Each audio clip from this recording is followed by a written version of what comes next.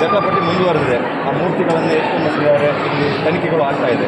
ಸ್ಪಷ್ಟವಾಗಿ ಹೇಳಲಿಕ್ಕೆ ಬಯಸ್ತೇನೆ, ಕಾರ್ಕಳ ಮಹಾಜನತೆಗೆ ಇವತ್ತು ಅವಿಭಾಜ್ಯ ದಕ್ಷಿಣ ಕನ್ನಡ ಜಿಲ್ಲೆಗೆ ಏನು ದೇವರ ಹೆಸರಿನಲ್ಲಿ ರಾಜಕಾರಣ ಮಾಡ್ತಾ ಇದ್ದಾರೆ, ರಾಮನ ಹೆಸರಿನಿಂದ ಏನು ರಾಜಕಾರಣ ಮಾಡ್ತಾ ಇದ್ದಾರೆ, ಭಗವಂತನಿಗೂ ಕೂಡ ಮೋಸ ಮಾಡಿದ್ದಾರೆ.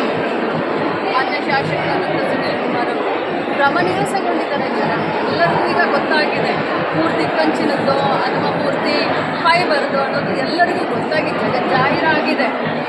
ಅದರಲ್ಲೂ ಕೂಡ ಯಾವ ಕಡೆ ಒಂದು ಭಾಷೆ ಹೇಳ್ತಾರೆ, ಇದ್ರೂ ಕೂಡ ಮೀಸೆ ಮಣ್ಣಾಗಲಿಲ್ಲ ಅಂತ.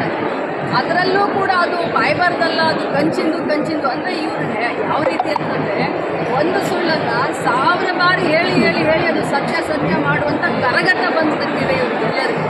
ಆದರೆ ಜನ ಎಚ್ಚೆತ್ತುಕೊಳ್ಬೇಕು, ವಿಶೇಷವಾಗಿ ಉಡುಪಿ ಜಿಲ್ಲೆಯ ಜನ ಎಚ್ಚೆತ್ತುಕೊಳ್ಬೇಕು.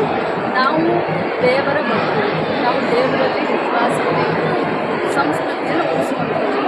ಇಂಥ ಒಂದು ಚಾಲಾಕಿತನಕ್ಕೆ ನಾವು ಮೋಸ ಹೋಗಬಾರ್ದು. ದೇವರನ್ನೇ ಬಿಡಲಿಲ್ಲ, ಇನ್ನು ನೀವು ಯಾವ ಲೆಕ್ಕ? ದೇವರನ್ನಲ್ಲೇ ರಾಜಕಾರಣ ಮಾಡ್ತಾ ಇದ್ದಾರೆ. ನೀವೆಲ್ಲ ಎಚ್ಚೆತ್ತುಕೊಳ್ಳಿ ಅಂತ ಈ ಒಂದು ಶುಭಗಳಿಗೆ ನೋಡೋಣ. ನಮ್ಮ ಪಕ್ಷದ ಎಲ್ಲ ಮುಖಂಡರು ಏನು ವಿಚಾರವನ್ನು ಮಾಡ್ತಾರೆ ಅದಕ್ಕೆ ನಾವು ನಿಮ್ಮ ಸರ್ಕಾರ ಪ್ರತಿಷ್ಠೆ ಮಾಡ್ತದೆ ಮೇಡಮ್?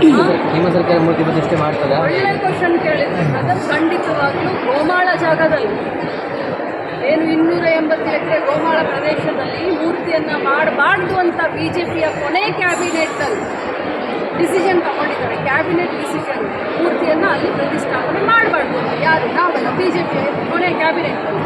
ಆದರೂ ಕೂಡ ಅಲ್ಲಿ ಮಾಡಿದ್ದಾರೆ. ಆದರೆ ನಾವು ಅದಕ್ಕೆ ಕೈ ಹಾಕಲಿಲ್ಲ. ನಾವು ಅದನ್ನು ಮುಂದುವರಿಸಬೇಕು, ಅದನ್ನು ಮಾಡಬೇಕು ಅನ್ನೋದೇ ನಮ್ಮ ಆಸೆ, ಅದರ ಉದ್ದೇಶ. ಮೊನ್ನೆ ಸಿದ್ದರಾಮಯ್ಯ ಸಾಹೇಬರು ಹೇಳಿದ್ದಾರೆ, ಆ ಮೂರ್ತಿಯನ್ನು ಕಂಪ್ಲೀಟ್ ಮಾಡುವುದು ನಮ್ಮ ಸರ್ಕಾರದ ಮನೆ, ಗೋಮಾಳ ಜಾಗ ಅವರು ಇಲ್ಲ ಅಂತ ಹೇಳಿದ್ದಾರೆ. ನೋಡಿ, BJPಯವರ ದ್ವಂದ್ವ ನಿಲುವನ್ನು ನೋಡಿ ನೀವು.